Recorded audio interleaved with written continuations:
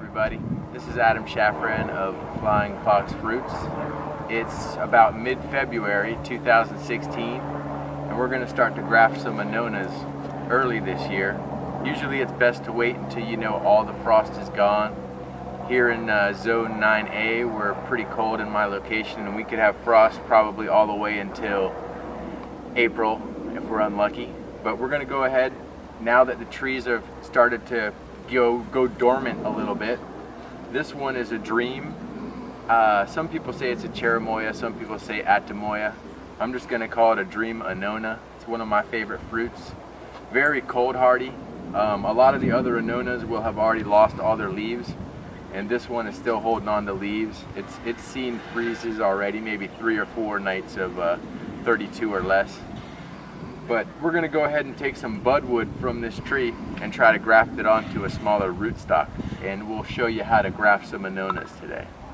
Alright, here we are at the top of the tree trying to pick out a good cutting. I usually like to take upright branches in order to create an upright growth habit on your tree.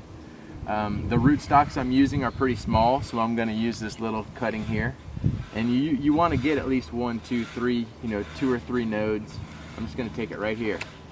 Cut that off, and then I can pop off these little leaves, and underneath is a bud.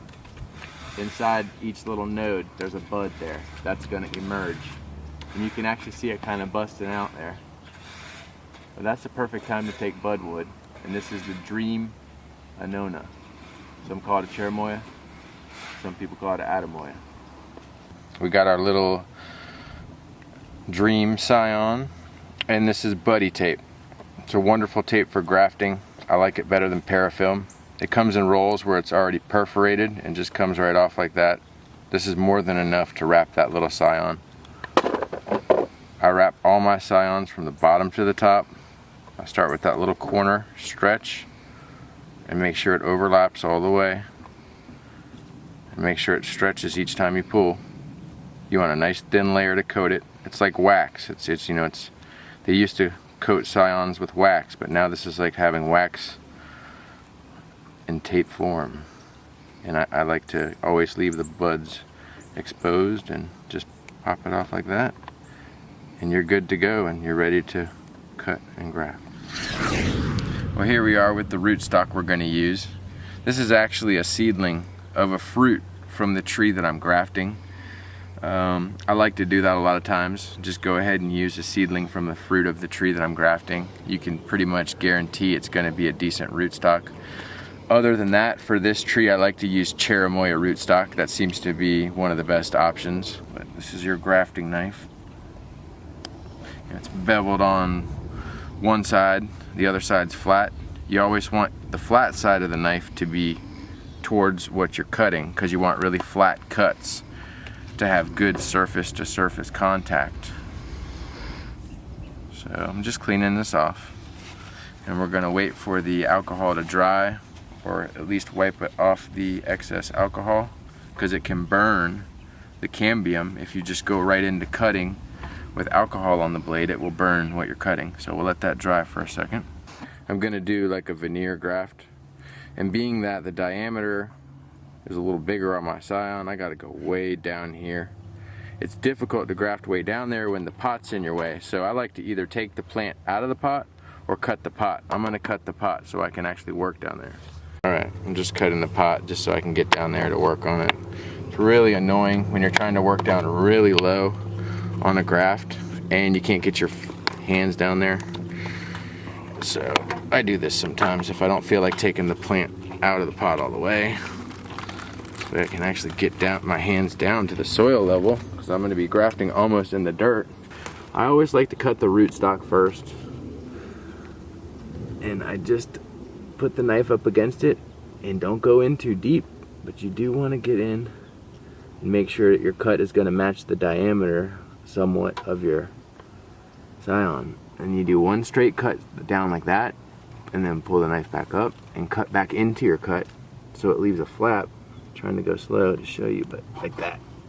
And then you take this chunk out, and we're going to show you how to cut the scion here next. Now we're going to cut the scion to match the cut on the rootstock. It's important if the scion curves one way or the other. I like to have it so the curve goes away from the rootstock, but it's it's up to you how you want to do it.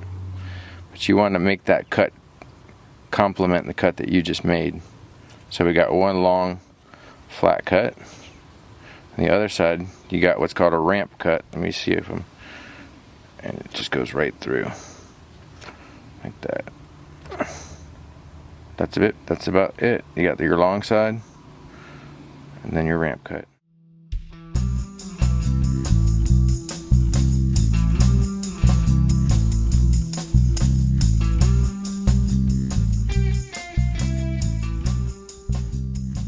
Okay, we're gonna wrap it up from the bottom to the top and try not to get any dirt in there. And you don't have you wrap tight, but not too tight. It's already got a pretty good connection. Ooh, I broke my tape. It just kind of mends back together if you twist it together.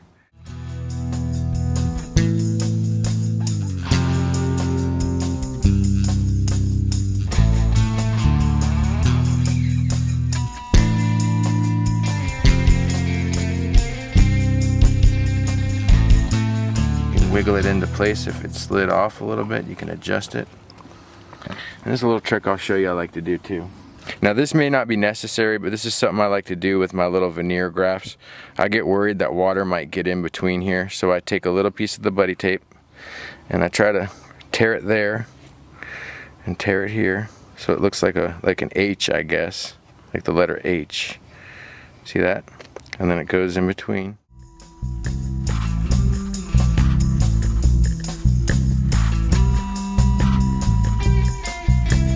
That way, hopefully it keeps out any water from intruding to that graft union. Okay, at this point the graft is done. The tree would go into a full sunlight setting. If you put it in too much shade, it's bad news. They do not heal well in the shade. I like to cut back the top just to encourage this bottom part to, energy to push from here, and always leave some leaves on if possible. Maybe give it some fertilizer, not a lot. And just wait for the buds to swell and they'll come pushing right out of here, right out of here. And once you're sure the graft is taken, it will have pushed out, it looks something like this. Once the graft is taken, it will push out a set of leaves and will look like this. After it's pushed out 2, maybe 3 sets of leaves, usually takes about 45 days or 30 days after grafting at the fastest. Then you can break the rootstock and eventually cut it off and encourage your scion to take over.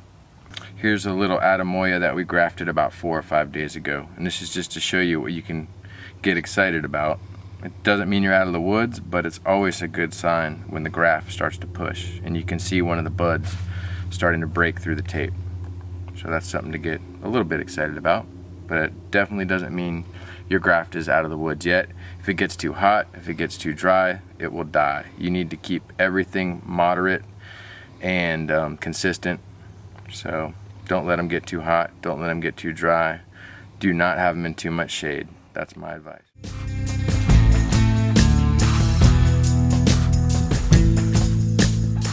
We're standing next to a Genova Red illama, or how I call it, Genova Red illama. Wonderful fruit tree, rare. It's good to graft it onto itself, which this tree is, grafted onto another illama. But you can also graft it onto pond apple. I've heard of people having success with Cherimoya. I had failure, but I've seen other people have success.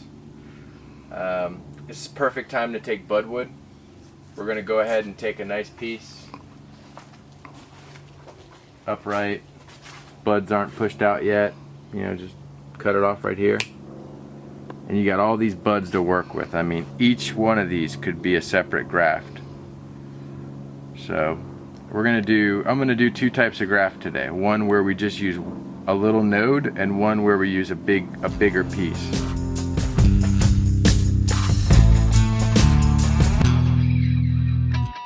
We got a pond apple rootstock here, and this is supposed to be a special variety of pond apple that's better for grafting. It's more compatible than other pond apples. I've heard of people using pond apple and having almost 100% failure. It just depends on what variety you have. This one's supposed to be good. We're gonna graft on this Genova Red illama scion.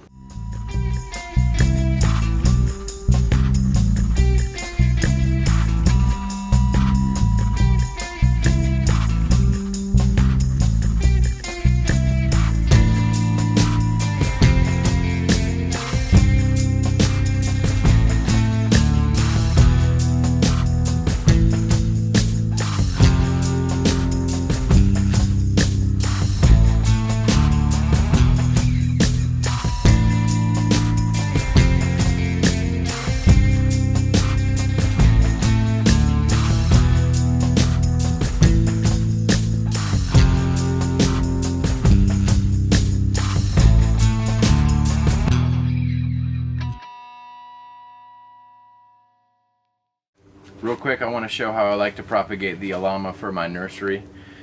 If you don't have a lot of budwood and you want to make the most of a little bit of budwood, and you have small rootstocks like I do here, this is what I like to do. First, take off any dead wood. Then you take your scion, and all you need is one decent node. So this node will end up getting cut off, but that's going to be where all of our bets are placed.